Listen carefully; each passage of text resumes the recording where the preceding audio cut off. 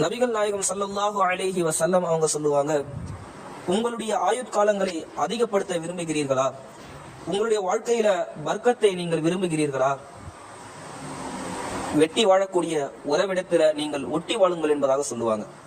அப்படிப்பட்ட ஒரு சொல்லிருக்கும் பொழுது, இந்த காலத்துல தேவைக்காக மாத்திரமே உலக மக்கள் எல்லாம் உறவுகளிடத்துல பழகி கொண்டு இருக்கிறாங்க.